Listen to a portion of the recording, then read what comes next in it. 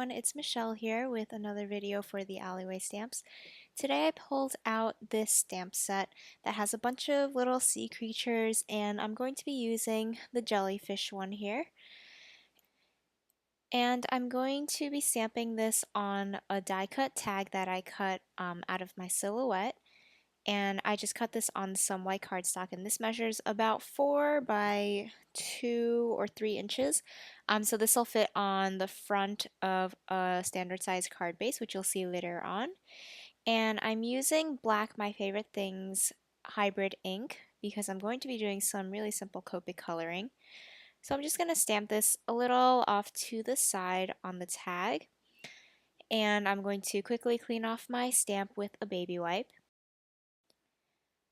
So I'm going to set aside this tag for now and work on the card base. I pulled out a 4 1/4 by 5 1/2 top folding landscape card base, and I want to create kind of my own background, so I pulled out this little stamp that has 2 bubbles from the same stamp set I used earlier.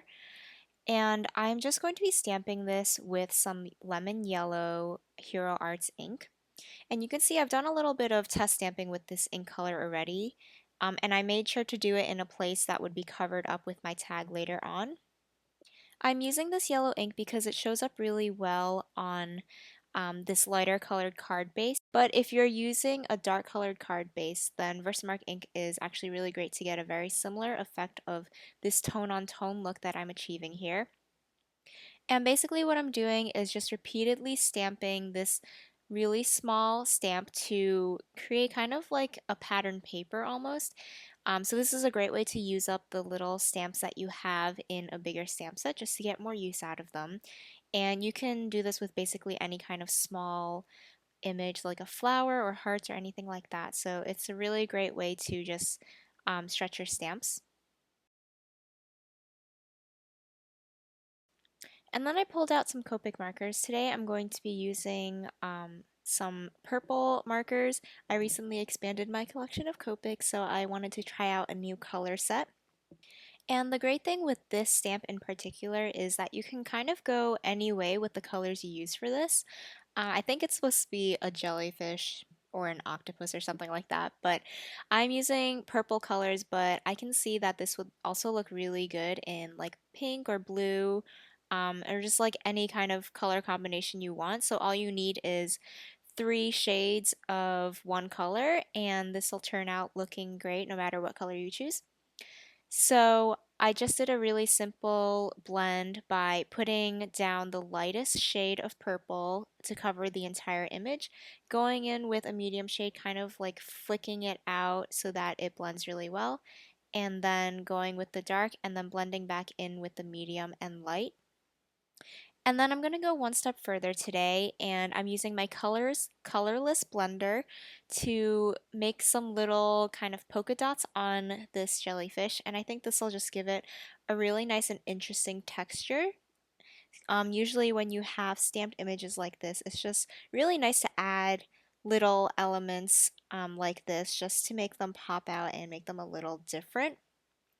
So I just went over the whole thing once, just putting little dots of the colorless blender, but then I went over again into the same areas, and that's when you can really start to see how the ink kind of gets bleached away to get these little polka dots, which I think is a really cool effect.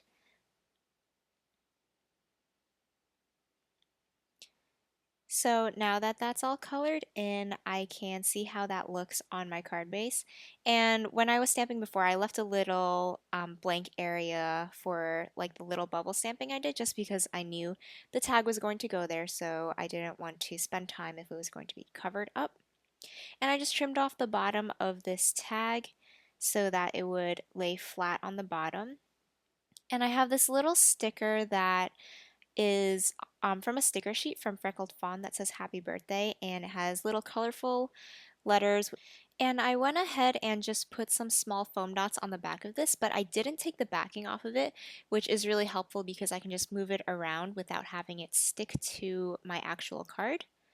But before I put that onto the card base, I took out some Seedless Preserves Distress ink because I thought that the white tag needed a little bit more contrast with the yellow background since they're both really light colors. And this is actually the perfect shade of purple to match with the coloring I did. So it almost looks like they were meant to, or like they were made from the same company, but they actually weren't.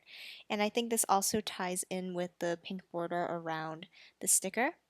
So I went back to the sticker sheet and you can see I was reaching for the pink heart at first to match with the border around the sentiment, but in the end I decided that the yellow would be better to bring in the yellow of the background, and I'm just going to stick that next to the octopus, but for now I just leave the backing on again, the same thing I did with the sentiment, just so it's easier to move things around and kind of figure out where I want them to go before I make final decisions.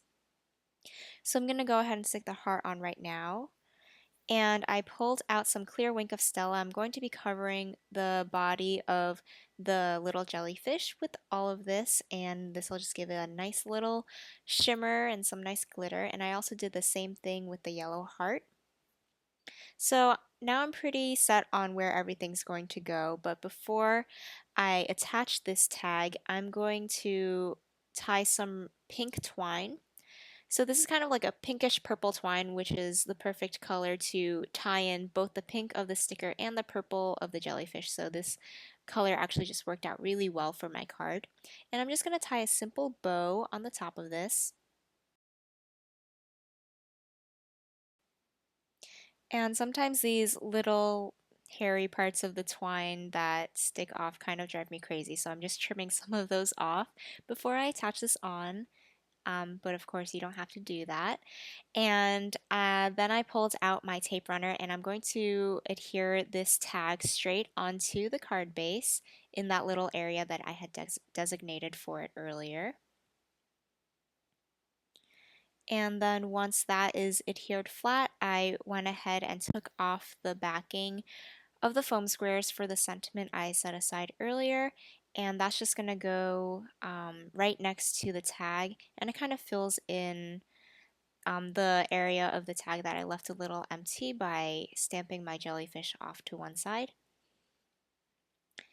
And before I finish off the card, I just really quickly punched a 1/2 inch corner rounder on the top right corner of this card. I just thought this would tie it in and give it a little more interest since that corner of the card was a little empty. And that finishes off the card. So here's a finished look. In the pictures you can see how the background is a little bolder than it looked in the video with that yellow on yellow stamping. And again, like I said, you can really do this with any kind of small stamp you have in your stamp sets. And here's a close-up of that coloring I did with the little spots I made with the colorless blender. If you enjoyed this video, make sure to subscribe to the Alleyway Stamps and also my YouTube channel. On screen here I have some other tutorials for cards and tags and just little things that I've created for the Alleyway Stamps. Thank you so much for watching and I hope to see you again soon.